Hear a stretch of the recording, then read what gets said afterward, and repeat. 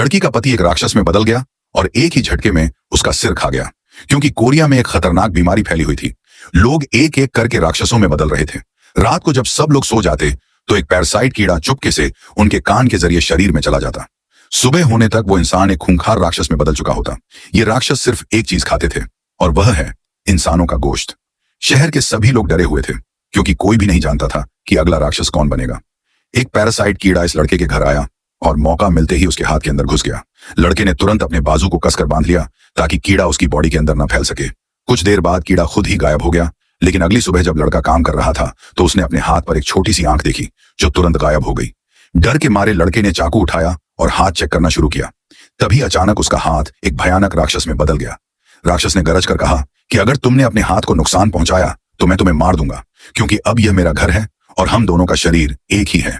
इसके बाद लड़के के साथ अजीब घटनाएं होने लगी। एक दिन स्कूल में जब लड़का अपना गिरा हुआ इरेजर उठाना चाह रहा था तो उसका हाथ मैजिकली लंबा हो गया और खुद ही इरेजर को उठा लिया। लड़का बहुत हैरान हुआ, क्योंकि उसके अंदर जैसे कोई जादुई शक्ति आ गई हो। स्कूल से वापसी पर उसने रास्ते में एक खतरनाक सीन देखा। एक पैरासाइट किसी इंसान को मारकर उसका मांस खा रहा था। उस पैरासाइट को फौरन महसूस हुआ कि उसके आसपास एक और इन्फेक्टेड इंसान मौजूद है। वो सीधा लड़के की तरफ बढ़ा और गुस्से में उससे बोला, अगर तुम पैरासाइट हो तो इंसान का गोश्त खाकर दिखाओ। लड़के ने मना कर दिया, क्योंकि वो पूरा पैरासाइट नहीं था। यह सुनकर राक्षस गुस्से से पागल हो गया और उसने लड़के पर हमला कर दिया। लेकिन लड़के का पैरासाइट बहुत होशियार था। उसने सिर्फ एक बार में राक्षस का सिर धड़ से अलग कर दिया, क्योंकि उसने सीख लिया था कि अगर सिर काट दो तो पैरासाइट